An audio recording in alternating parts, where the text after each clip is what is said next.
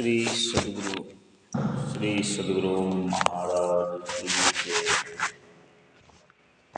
श्री सद्गुरु महाराज की जय। श्री सद्गुरु महाराज की जय।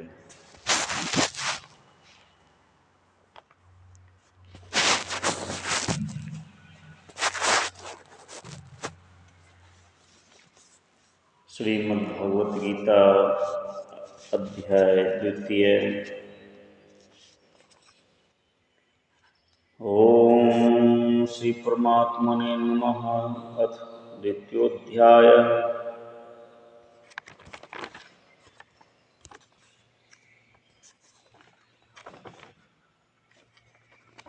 श्री भगवानुवाच।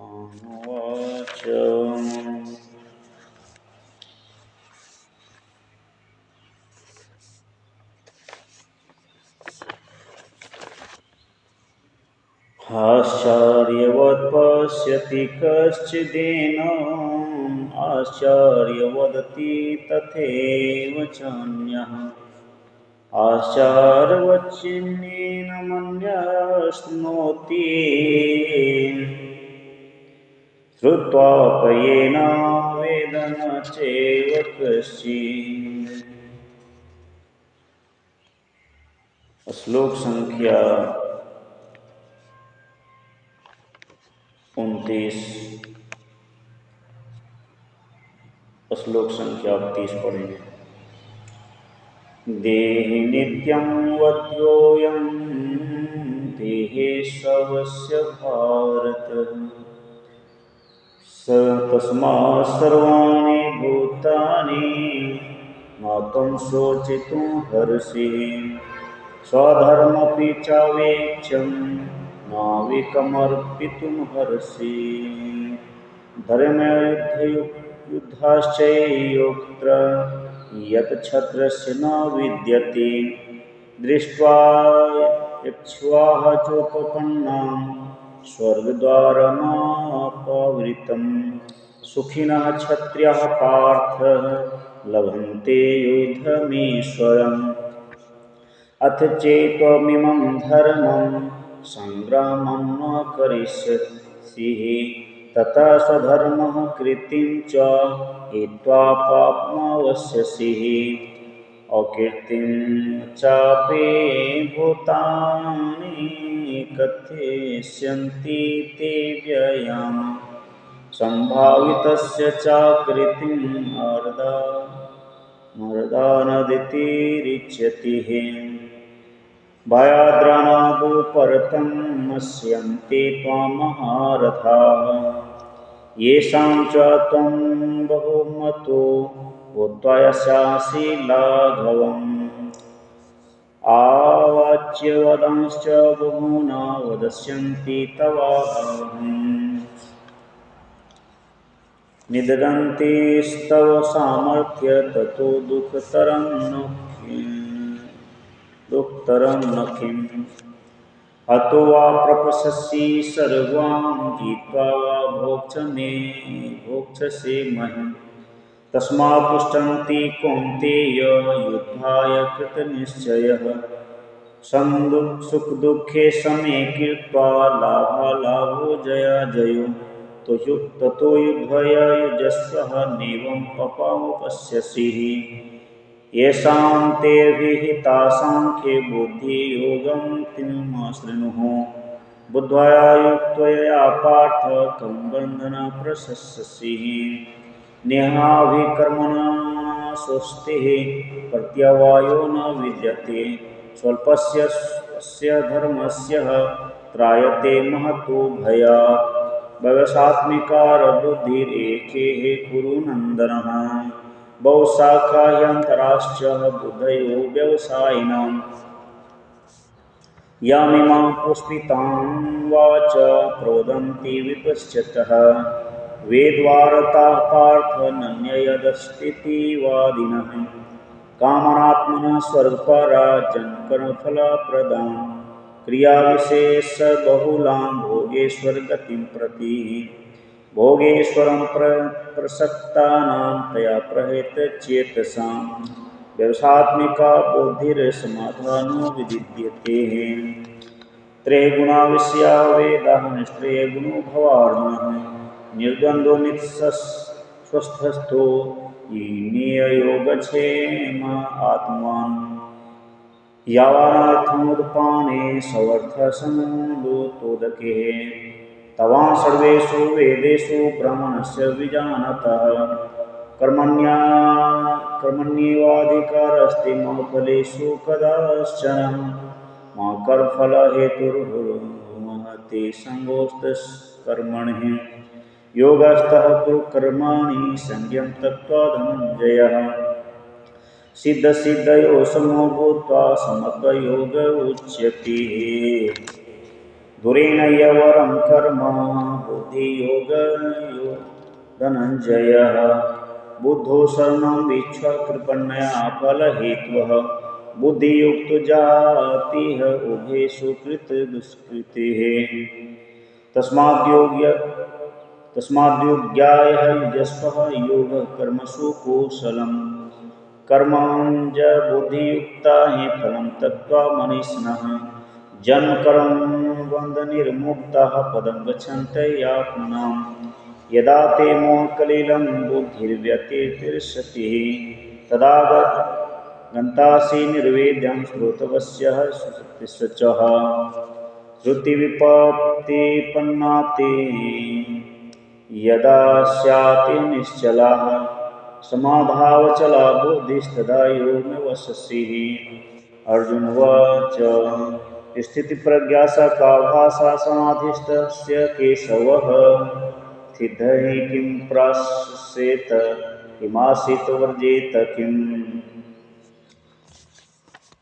अर्जुन बोले कि हे केशव, समाधि में स्थित महात्मा को, जो कि समाधि प्राप्त कर लिए हैं या जिन्होंने अपने आप को समाधि में पहुंचा दिया, तो हम कैसे जाने कि यह महात्मा या साधु संत या भक्त और भक्ति समाधि में बैठे हैं या इसकी ठीक समाधि लगी है या ऐसे ही ध्यान साधना में बैठे हैं, तो उसका क्या लक्षण बताइए। समाधि में पहुंचे हुए महापुरुष का क्या लक्षण है ये बताइए थोड़ा। क्या कहें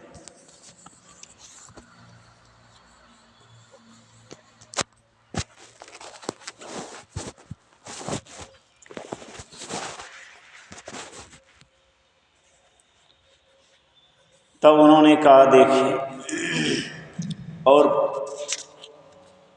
ये तो एक प्रश्न है कि समाधि में स्थित परमात्मा प्राप्त स्थिर बुद्धि पुरुष का क्या लक्षण। जो समाधि में पहुंच जाते हैं उसकी बुद्धि कैसे होती है, और स्थिर बुद्धि पुरुष कैसे बोलता है।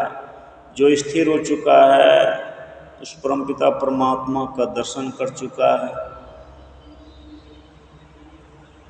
तो उसके बोलने की कला कैसे होती है, वह किस तरह से बोलते हैं, कैसे बैठता है और कैसे चलता है, ये सब प्रभु हमको बताइए। तब अगर हम उस तरह के महापुरुष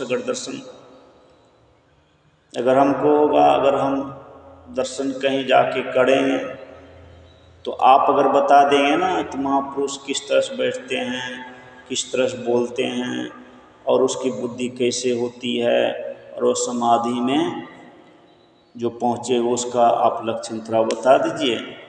यदा कदा कहीं प्रभु वह महापुरुष अगर मिल जाए तो मैं उनकी शरण में जाऊंगा और उनसे मैं ज्ञान ग्रहण करूंगा।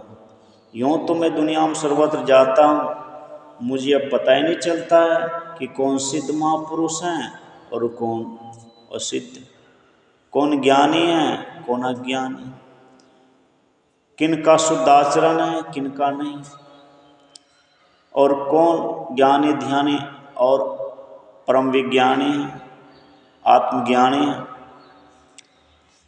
तो ये सब बातें प्रभु हमको बता दीजिए। भगवान श्री कृष्ण अब अर्जुन को कह रहे हैं कि अर्जुन अब सुनो, श्रीभगवानुवाच प्रजाहिता यदा कामान् सर्वान् पार्थमनोगतान् आत्मन्येवात्मनः तुष्टिः स्थितप्रज्ञोत्थिते। श्री भगवान बोले कि हे अर्जुन, जिस काल में पुरुष मन में स्थित संपूर्ण कामनाओं को भली भांति त्याग देता है और आत्मा से आत्मा में संतुष्ट रहता है, उस काल में स्थिति प्रज्ञ कहलाता है। अब देखिए कार्य कि जिस काल में पुरुष मन में स्थित संपूर्ण कामनाओं भली भांति त्याग देता है, जो पुरुष,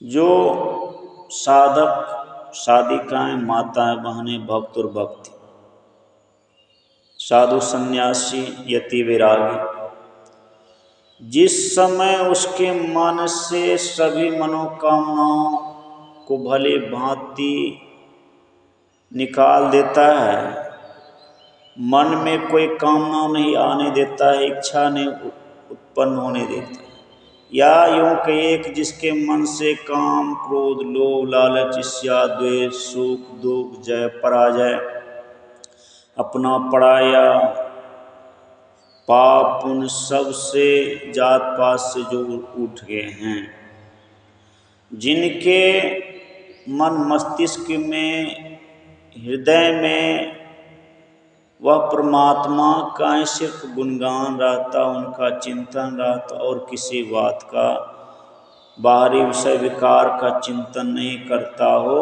सभी विकारों को जिन्होंने छोड़ दिया, जिस समय वह छोड़ता है तब वह आत्मा से आत्मा में संतुष्ट रहता है, तब वह अपने आप को आत्मा में प्रतिष्ठित कर लेता है, उस काल में वह स्थित प्रज्ञ कहलाता है। जिस समय सभी काम, वासनाओं को, इच्छाओं को परित्याग कर स्व आत्मा में अपने को प्रतिष्ठित कर लेता है, वो स्थित प्रज्ञ कहलाता है। तब वह महापुरुष कहलाते हैं, संत कहलाते हैं। इस तरह से उनकी वृत्ति हो जाती। स्थित प्रज्ञ वह पुरुष कहलाता है, महापुरुष कहलाता है। अब उसकी बुद्धि कैसे होती है इसके बारे में सुनो। जो स्थित प्रज्ञ क्या है कि सभी काम, वासनाओं को जो परित्याग कर दिया और अपने आप को आत्मा में प्रतिष्ठित कर लिया, आत्म दर्शन कर लिया है, आत्मा का साक्षात्कार कर लिया है, वही स्थित प्रज्ञ कहलाता है। ये तो होगी। अब जो स्थित प्रज्ञ आत्मज्ञानी हो गया, आत्मा का जिसको ज्ञान हो गया कि शरीर में आत्मा कैसी है और कहाँ रहती है, जिन्होंने उनका दर्शन किया, अब उसकी बुद्धि सुनिए कैसी होती है। दुख स्वेन दुविक्रमणा सुखे शोभित प्रिय स्पृह विगत प्रिय स्पृह वीतराग भय क्रोध स्थिर धीर मुनिरुच्यते। दुखों की प्राप्ति होने पर जो आत्मज्ञानी हो गए, अब उनके लिए कह रहे हैं कि दुख, अगर उनको किसी प्रकार का दुख होता है या कोई उन्हें दुख देता भी है, भक्त और भगवान में सदा जो है द्वंद्व होते रहते हैं, युद्ध होते रहते हैं। भगवान के भक्त भगवान की भक्ति में लगने के लिए संसार के जीवों को कहेंगे, मनुष्यों को कहेंगे, भक्तों को कहेंगे, लेकिन संसार का आदमी कहेंगे कि महाराज जी आप ध्यान भजन करो, हमें ध्यान भजन से कोई मतलब नहीं। और ये चाहते हैं कि यह भी ध्यान भजन करे, इनके भी ऊपर सद्गुरु की कृपा हो जाए, परमात्मा कृपा हो जाए, इनका भी जीवन सुखी हो जाए। यह इस तरह सोचता है। तो ये कह रहे हैं कि दुखों की प्राप्ति होने पर जिसके मन में उद्वेग नहीं होता है, किसी प्रकार को चिंता नहीं करता, सुखों की प्राप्ति में सर्वथा निष्क्रिय। अगर सुख मिल गया तो वह सुख पाके किसी को तकलीफ नहीं देता है, धन पाके किसी को वह सताता नहीं, और धन पाने बाद जो धर्म में लगाता है, जिसके राग, भय और क्रोध नष्ट हो गए हैं, ऐसे मुनि क्या है, स्थिर बुद्धि कहलाते, उसकी बुद्धि स्थिर कहलाती। जो किसी से राग द्वेष नहीं करता है, जो किसी से ना भय होता है, ना किसी को भयभीत करता है, ना कि उसके मन में कभी क्रोध उत्पन्न होता है, और दुख होने पर भी परमात्मा कहते, प्रभु आप अगर दुख दे रहे वह भी ठीक, सुख दे रहे वह भी ठीक, कोई दिक्कत नहीं। हम प्रभु आप जिस जैसे रखेंगे हम उसी में रहें, राजी हैं हम उसी में जिसमें तेरी रजा है, यूं ही वाह वाह है, यूं ही वाह वाह है। प्रभु आप जिसमें रखना चाहते हैं ना, हम उसी में रह जाएं, उसी तरह रहने में हम राजी हैं, कोई दिक्कत नहीं। अब पुनः कह रहे हैं, अब स्थिर बुद्धि है, पुनः स्थिर बुद्धि क्या लक्षण और सुनिए। यह सर्वत्रानभीष्णस्ततः प्राप्य शुभाशुभम न विननन्ति न द्वेष्टि तत्प्रज्ञा प्रतिष्ठिता। जो पुरुष सर्वत्र स्नेह रहित हुआ, उस शुभ या अशुभ वस्तु को प्राप्त होकर न प्रसन्न होता है और न द्वेष करता है, उसकी बुद्धि स्थिर होती है। अब कह रहे हैं इस बात को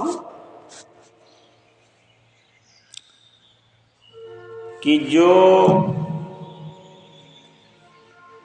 सर्वत्र स्नेह, जो पुरुष सर्वत्र स्नेह पाता हो, सम्मान पाता हो, या अशुभ वस्तु प्राप्त होकर न प्रसन्न होता, जो अगर उन्हें किसी, उनके जीवन में किसी प्रकार की कोई समस्या होती है तो वह घबराता नहीं, तो समझिए कि वह पुरुष जो सुख और दुख में एक समान रहे, उसी कहते हैं स्थिर बुद्धि वाला। यदा सारथी चायम कुर्वंगनी व सर्वसा इंद्रियान इंद्रियार्थे व्यतस्य प्रज्ञा प्रतिष्ठिता। और कह रहे हैं कि सुनो, और मैं लक्षण बता रहा हूँ, आत्मज्ञानी का लक्षण क्या होता है, उसकी बुद्धि कैसे होती है। तो कहा कछुआ, और कछुआ सब ओर से अपने अंगों को जैसे समेट लेता है। कछुआ का आपने देखा होगा, जब कछुआ देखता है कि कोई नहीं है तो वह चलता है, या कोई आदमी भी है तो चल रहा है। कोई कारणवश अगर उसके पीठ पे, उसके अंग में कोई डंडा प्रहार करे, कोई मिट्टी का ढेला उस पर फेंक दे, या गिट्टी फेंक दे, पत्थर का छोटा सा टुकड़ा हो, तो वह क्या करता है, तत्काल ही देखें अपने पाँव को अपने खोखले के अंदर समेट लेता है। वैसे जब यह पुरुष इंद्रियों के विषयों से इंद्रियों को सब प्रकाश हटा लेता है, तब उसकी बुद्धि स्थिर है, ऐसा समान। उसी तरह से जैसे विषय विकार हमारे मन में किसी को देख के उत्पन्न होता है, तो तुरंत अपने मन को कछुआ की तरह समेट लेना चाहिए, मन को विषय विकार में भागने नहीं देना चाहिए, बिल्कुल कंट्रोल करना चाहिए। तो आप पता है, कछुआ अपने शरीर के अंदर जब पाँव को कर लेता है तो उस पर लाठी डंडा चलाने पर उसको असर नहीं होता है। उसी तरह से जब आप विषय विकारों से अपने मन को हटा लेंगे, साधना में लगेंगे, तब हमारा मन नहीं भागेगा, तब हमको कोई क्षति नहीं होगी। अरे विषय विकार में, काम क्रोध में, लोभ लालच में और बुरे संगति करने पर हमको दुख होता है, जुआ, शराब, दारू, तारी, खैनी, बीड़ी, ये सब खान पान खराब हम करने लगते हैं तो हमारी बुद्धि खराब होती है, वाणी खराब निकलने लगती है, हमारा कर्म खराब हो जाता है। नहीं, लेकिन जैसे आप सात्विक किसी संत महापुरुष के पास जाते हैं, संतों की वाणी को सुनते हैं, क्या कर्तव्य है, क्या अकर्तव्य है, क्या पाप है, क्या पुण्य है, क्या अच्छा है, क्या बुरा है, ये सब सारी बातों जब जानकारी मिलती है तब स्वतः आप उस बुरे काम को छोड़ते हैं, पाप कर्म को छोड़ते हैं, पुण्य कर्म में लगते हैं, धर्म में लगते हैं। आप धर्मात्मा कहलाते, महात्मा कहलाते, भक्त और भक्तिन कहलाते, साधक साधिका कहलाते हैं। आप एक सज्जन व्यक्ति कहलाते हैं, भला व्यक्ति कहलाते हैं, अच्छे मनुष्य कहलाते हैं। इस तरह से तो जैसे हम आपको भी विषय विकार से हटा के इस शरीर रूपी खोखला में अपने आप को अंदर कर लेना चाहिए मन को। विषयानुनिवर्तन्ते हि निराहारस्य देहिनः रसवर्जं रसोपस्य परम दृष्ट्वा निवर्तन्ते। इंद्रियों के द्वारा विषयों को ग्रहण न करने वाले पुरुषों भी केवल विषय तो निर्वृत्त हो जाते हैं, परंतु उनमें रहने वाले आसक्ति निवृत्ति नहीं होती है।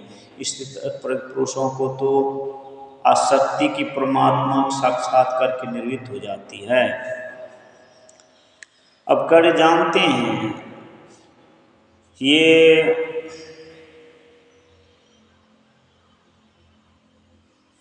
इंद्रियों के द्वारा ही विषय का ग्रहण होता है। जिससे आँख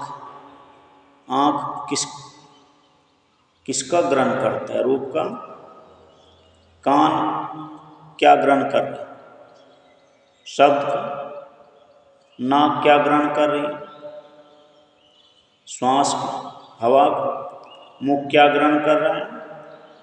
तो भोजन ग्रहण करते हैं, पानी पीते, जल लेते हैं, भोजन और जल और पेय पदार्थ जो भी है। तो ये कहते हैं जब इंद्रियों विषयों को ग्रहण न करने वाले पुरुष के लिए विषयों तो निर्वृत्त हो जाता है। देखिए, आप संसार में जब तक हैं तो खाते पीते हैं तो उसकी स्मृति रहती है कि मैंने अच्छा भोजन किया, मैं अच्छा वस्त्र पहना, अच्छे मकान बनाए, अच्छे दुकान बनाए और अच्छा मैंने काम किया, ये कह रहे। लेकिन समझा जाए इस बात को कि लेकिन यह इसकी जो वृत्ति है आपके मन में, जो इसका बहुत दिनों से आप खाते पीते आ रहे हैं, काम काज करते आ रहे हैं, तो ये आपका जो लगाव, ये जो आपका याददाश्त है, आपका चित्त है, मन उसमें लगाव।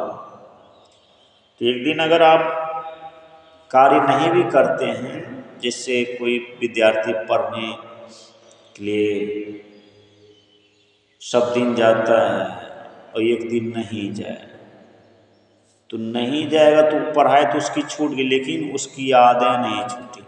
वो सोचते हैं कि मैं भी पढ़ने जाता हूँ, वहाँ मास्टर साहब शिक्षक महोदय पढ़ाते हैं, तो ये उसकी काम तो बंद हो गया, पढ़ने काम बंद हो गया, लेकिन उसकी जो याद है, जो प्रतिदिन जाते थे, तो ये जो उसका लगाव था, पढ़ने की जो चाह था, वो बंद हो गई पढ़ाई उसकी, लेकिन याद रहती। उसी तरह से बाहर की इंद्रियाँ तो मान जाती, लेकिन आंतरिक अंदर में जो इंद्रियां हैं वो नहीं मानती। आंतरिक इंद्रिय क्या है? मन, बुद्धि, चित्त और अहंकार। इस तरह से उन्होंने बताया।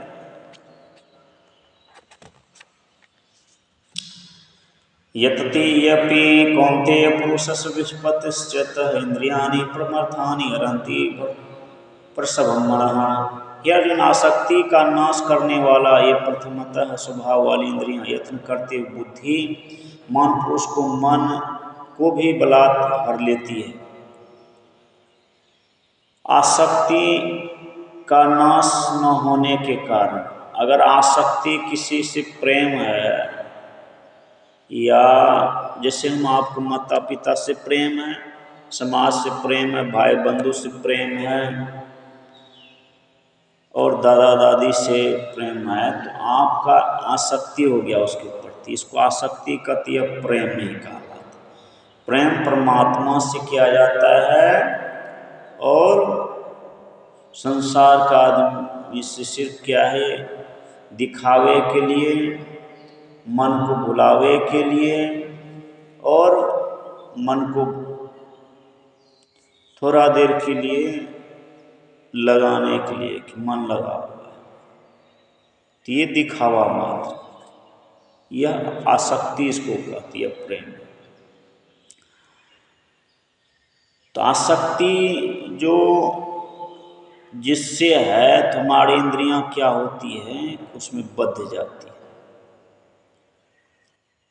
हमारी बुद्धि को हर लेती है, बुद्धि नाश कर देती है। मान ले कि आपको पढ़ने जाना था, अब या आपको कहीं ऑफिस जाना है या काम पे जाना है, अब आप बैठे गए, ये बच्चे हैं, माता पिता, इसको हम छोड़ के कहाँ जाएंगे, तो आसक्ति होगा तो आपको बुद्धि तो नाश कर, जो काम करने की प्रवृत्ति थी, ऑफिस जाने की प्रवृत्ति थी, इच्छा हो रही थी, वहाँ आप रुक गए। तो हे अर्जुन, तब का तानि सर्वाणि संयम्य युक्त आसित मत्परा वसे ही ऐसे इंद्रियाणि तस् प्रज्ञा प्रतिष्ठित। इसलिए साधक को चाहिए वह उन संपूर्ण इंद्रियों को वश में करके समाहित चित्त हुआ मेरे परायण होकर ध्यान में बैठे। अब कह रहे हैं कि साधक को चाहिए, जो ध्यान भजन करता है ना, तो उसको चाहिए कि अपने इंद्रियों को वश में करके और मन को, अपने इंद्रियों से मन को हटाकर मन को वश में करके मेरे में लगा दे, सिर्फ मेरा चिंतन और किसी का उस। तब ऐसे जब करेंगे, ध्यान में बैठेंगे, तब जिस पुरुषों की इंद्रियां वश होती है उसी की बुद्धि स्थिर हो जाती है, उसी की बुद्धि स्थिर होती है, और स्थिर बुद्धि वाले ही वो ध्यान कर सकता है। दायतो विषयान पुसंगम संगस्त सुख जायते, संगास्त्यायते कामा, कामात क्रोधो भी जायते। विषयों का चिंतन करने वाले पुरुष उन विषयों में आसक्ति हो जाती। अगर आप विषयों का चिंतन करेंगे तो हमारा मन विषय की ओर जाएगा, अगर मन विषय की ओर जाएगा तो हमारा कर्म भी क्या हो जाता है, विषय वासना आसक्ति हो गई तो हमारा कर्म भी बुरा हो जाता है, पाप कर्म कर बैठते। तो इसीलिए पाप कर्म करने से हमें बचना चाहिए, बुरे कर्म करने से हमें बचना चाहिए। आसक्ति से विषयों का काम उत्पन्न होता है, जिससे आसक्ति होता है ना, जिससे प्रेम होता है, उसके प्रति आप लगा होते हैं, फिर उसके साथ उठना बैठना, खाना पीना, बोलना चालना, ऐसा यह होने लगता है। जब ये स्थिति होती है फिर आप उसके साथ मित्रता के हाथ बढ़ाते हैं, दोस्ती करने लगते हैं। दोस्ती हो गई तो फिर तो आप उनके आना जाना शुरू हो गया, तो अब आपको अपना आदमी मानने लगा, आप भी उनको अपना आदमी मानते हैं। फिर अब कोई फेस्टिवल में हो, शादी विवाह में हो, तो आप उनको इनवाइट करते, आप उनको इनवाइट करते, ये काम धाम शुरू, आना जाना शुरू हो गया। अगर कामना में विघ्न पड़ने से, और अगर हम आपके बीच दोस्ती है अगर उस दोस्त के बीच में कोई कह दिया कोई अच्छा आदमी नहीं है, आपका मित्र अच्छा नहीं, और फिर दूसरे व्यक्ति को वो कह रहा है कि जो आपका मित्र है वो अच्छा नहीं है, तो दोनों में क्या हो जाता है, फिर द्वेष उत्पन्न हो जाता है, क्रोध होता है कि तुम कैसे करे भाई। क्रोधो भवति सम्मोहात् स्मृति विमृशः स्मृति भ्रंशात् बुद्धि नाशो बुद्धि नशात् प्रणयति।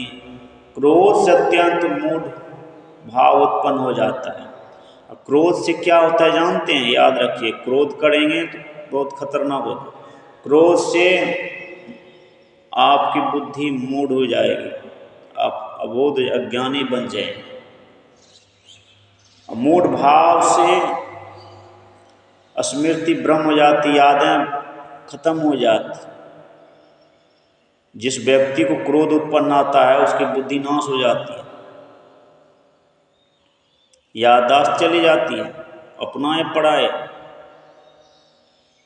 स्मृति से भ्रम हो जाने से बुद्धि अर्थात ज्ञान शक्ति का नाश हो जाता है। याददाश्त, जैसे किसी का कोई लड़ाई आपस में कर रहे हैं, कोई शराब पी लिए और घर आ गए, तो रास्ते में जितने आदमी मिलेंगे तो उसको पता नहीं चल पा रहा है कि कोई बाबू मिल रहे हैं या भैया मिल रहे हैं, कोई दोस्त मिल रहे हैं या दुश्मन मिल रहे हैं, कोई अपने घर के या पराए घर के, उनको कुछ भी पता नहीं चलता। उसकी बुद्धि नाश हो गई, याददाश्त चल गई। याददाश्त अगर चल गई तो उसकी बुद्धि भी नाश हो जाती। बुद्धि नाश हो जाने से या पुरुष अपनी स्थिति से गिर जाता।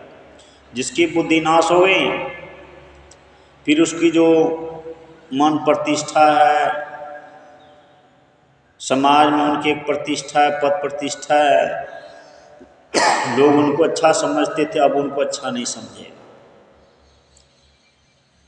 वह अपने आप को तो समझेगा कम अच्छे, लेकिन उनको आदमी अच्छा नहीं कहता है। फिर कह रहे हैं राग द्वेष युक्तेस्तु हो विषयानिंद्रियश्चरण आत्मविषय विधेयात्मा प्रसादमादि गच्छति ही। परंतु अपने अधीन की अंतःकरण वाला साधक अपने वश में की हुई राग द्वेष से रहित इंद्रियों द्वारा विषयों में विचरण करता अंतःकरण की प्रसन्नता प्राप्त होता है। कहते हैं कि जिन्होंने अपने अपने अंतःकरण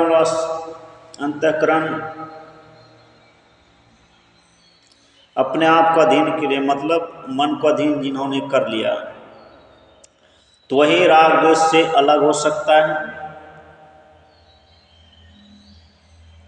और हमारा मन विषय की वाटिका में विचरण करता है, तो वह मन घुमा लेता है, अपने आप को घुमाइए कि विषय वाटिका में तुम मत जाओ।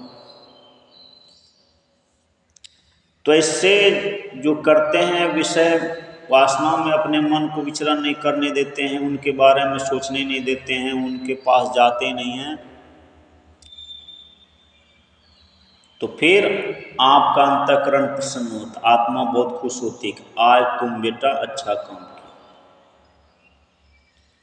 क्योंकि यह विषय वासना, काम, क्रोध, लोभ, लालच ही मनुष्य को नरक में ले जाता है।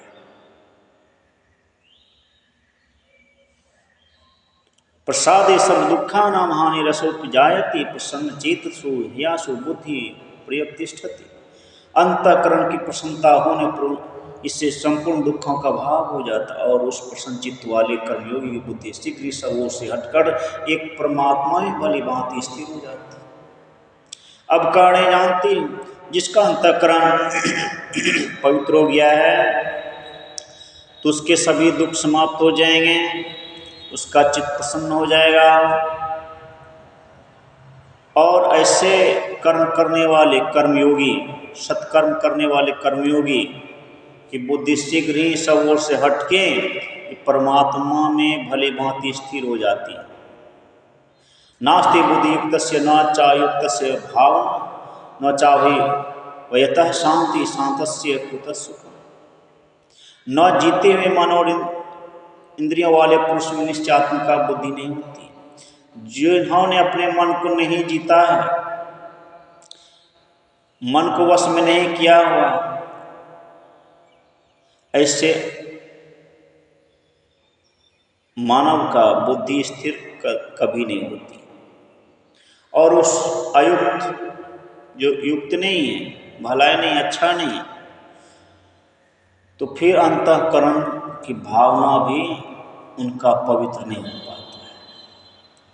और जो जिनकी अंतःकरण भावना पवित्र नहीं है, उसको शांति नहीं मिल सकता है। शांति नहीं तो फिर सुख, कुतो सुखम, सुख कहाँ से मिलेगा?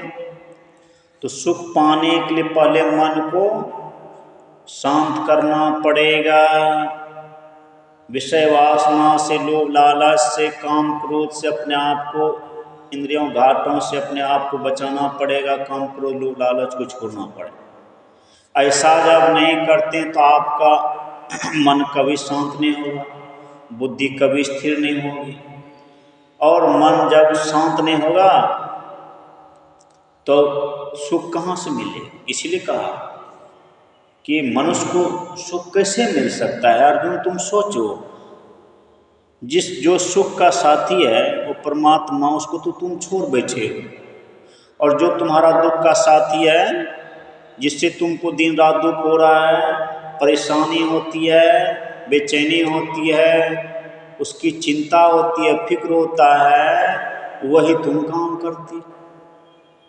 तो तुम तो दुख के साथ हो तो तुमको दुख ही होगा, सुख के साथ ही हम। God telling all person, I have not any problem, I have not any tension, not any my here क्लिष्ट life, all to all facility available here, peaceful place here, tension free life here. God telling, भगवान करें कि लड़ाई झगड़ा दुख तकलीफ परेशानी कुछ भी मेरे पास नहीं।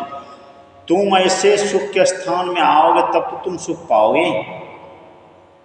तुम कहते हो भगवान हमको तो सुख ही नहीं मिलता है, हमेशा दुखे लगा रहता है, भूखे लगा रहता है, भय लगा रहता है, डर लगा रहता है, चिंता होती रहती है।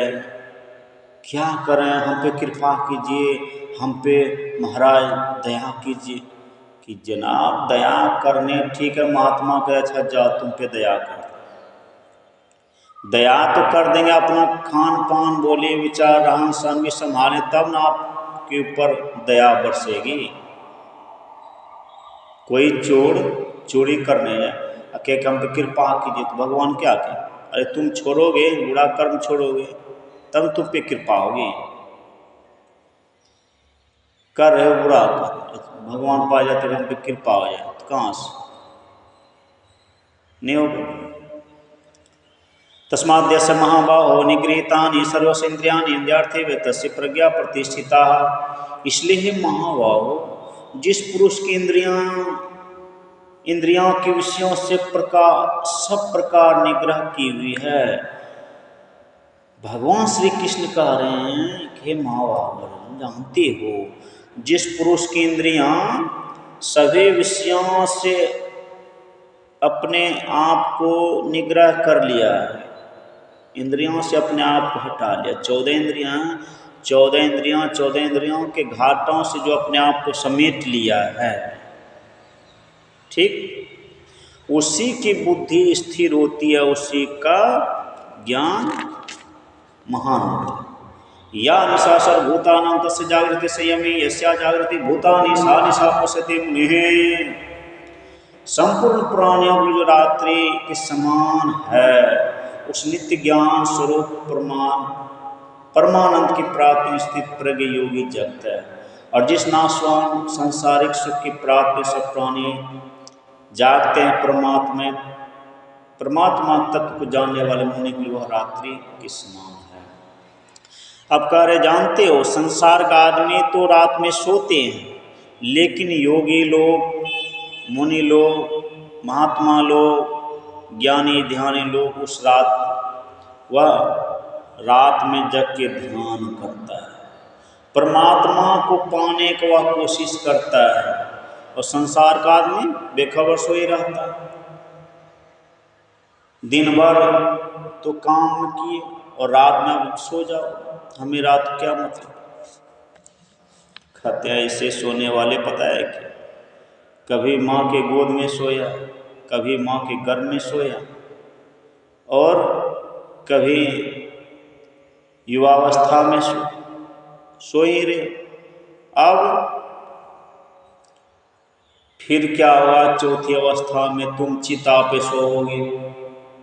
लास्ट में when you this time sleep on the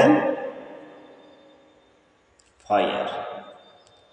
चौथी अवस्था में जब हम राम नाम सत हो जाए इस शरीर का, तब हमको चिता पे सोना पड़ेगा। कभी आप पलंग पे सोते थे, बाल बच्चे घर द्वार माता पिता पत्नी सास सोए। अब क्या हो रहा है कि सोते सोते बाओ आपका सोना खत्म, आपका खाना पीना उठना बैठना सब खत्म।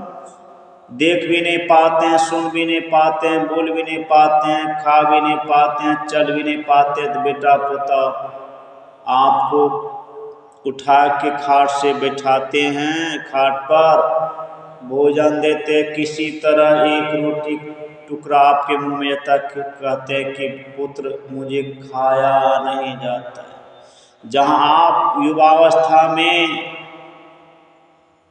भोजन बहुत करते थे, बहुत बोलते थे, बहुत धन दौलत इकट्ठा करते थे, बहुत वजन उठा सकते थे, दुनिया के सब काम कर सकते हैं, बुढ़ापा आने पर न बोझ आपसे उठ पा रहा है, ना आप ठीक तरह से देख पाते हैं। अब पहले युवावस्था में जैसे बच्चा कितना बोलता है, कितना वह जो है खेल रहा है, दौड़ फिर, बुढ़ापे में सब ऑल वर्क कीजिए स्टॉप हियर, सब काम खाना पीना उठना बैठना बंद हो जाता है। तब कहते बाबू हमारा तो अंतिम ही है, अब तुम ठीक ठाक रहना, सब भाई मिल के रहना, अब हम जा रहे। झक मार के दुख तकलीफ सा के वह कहता है बेचारा, फिर कौन आपको साथी करे। पत्नी बाल बच्चे आपको क्या शक्ति प्रदान कर देगा? कुछ नहीं होगा। याद रखिए, शक्ति देने वाला तो परमात्मा एक है, वही आपको शक्ति प्रदान कर सकता है, शक्ति ले भी सकता है। इसीलिए भक्त जो होते हैं रात्रि में जग के परमानंद की प्राप्ति करने में लग जाते हैं, साधन करते, ध्यान भजन करते हैं, और संसार का आदमी बेखबर सोए। जब संसार का आदमी सोते हैं तो भक्त जगते हैं, जब भक्त जगते हैं तो संसार का आदमी सोएगा। आपोड़ियमाचलम प्रतिष्ठम समुद्रम आप प्रविशन्ति यद्वत् तद्वत् कामाय प्रविशन्ति सर्वे स्वशांति वाप्नोति न काम कामी। जैसे नाना नदियों की जल सब ओर से परिपूर्ण अचल प्रतिष्ठा वाले समुद्र में उसको विचलित न करते हुए ही समा जाते, वैसे सब भोग जिस स्थित प्रज्ञ पुरुष में किसी प्रकार का विकार उत्पन्न के बिना ही समा जाते हैं, वही पुरुष परम शांति प्राप्त होता है। भोगों को चाहने वाला नहीं, भोग वासनाओं को चाहने वाले, विषय विकार धन दौलत और संसार के सुख सुविधा चाहने वाले और परमात्मा को नहीं चाहने वाले, तो कहते हैं कि वह पुरुष सदा दुख भोगता रहेगा।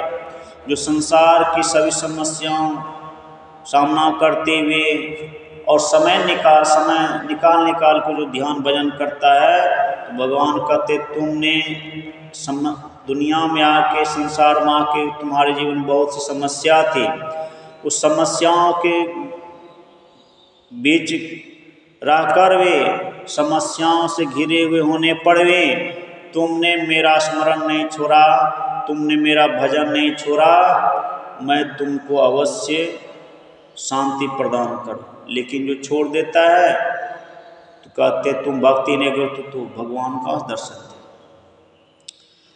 जैसे सभी नदियाँ चलते चलते समुद्र में समा जाती, फिर उनको चलना नहीं पड़ता है, उसी तरह से जब भक्ति करते करते उस परमपिता भगवान में आप समा जाएंगे, चले जाएंगे, तब आपका चलना बंद हो जाएगा।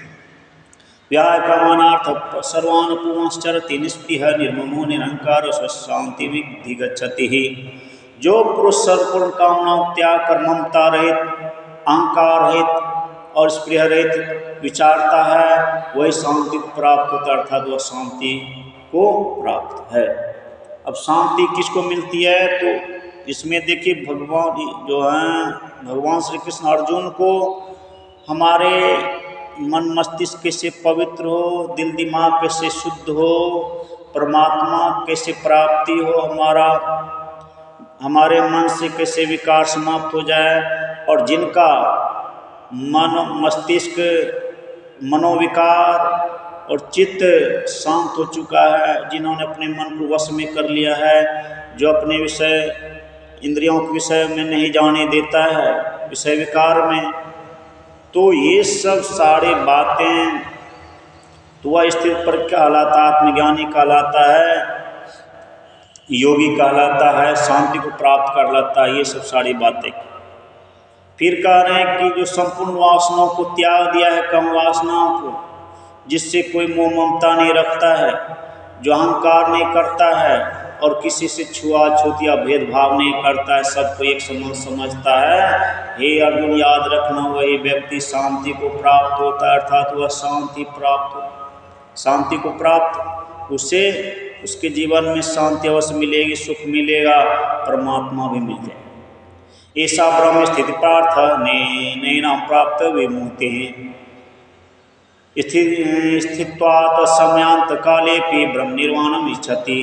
ये अर्जुन, यह ब्रह्म को प्राप्त हुए पुरुषों की स्थिति है।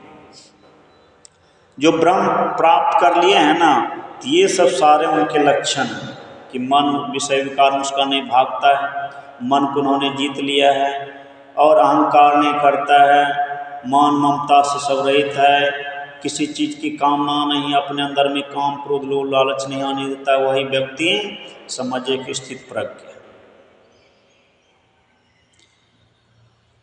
और यह ब्रह्म को प्राप्त पुरुष की स्थिति है। इसको प्राप्त कर योगी कभी मोहित नहीं होता है, कभी संसार के दुख में दुख उनको नहीं सताएगा।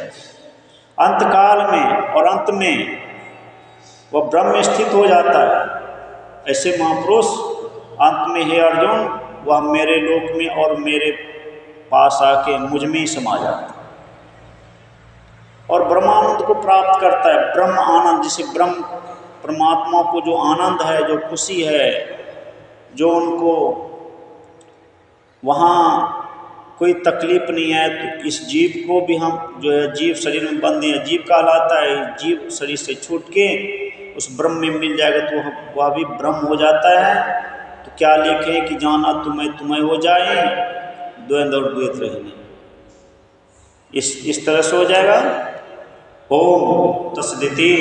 श्रीमद्भगवद्गीता उपनिषत्सु ब्रह्म विद्यायां योग शास्त्रे श्री कृष्ण अर्जुन संवाद सांख्य योगो नाम द्वितीयोऽध्यायः।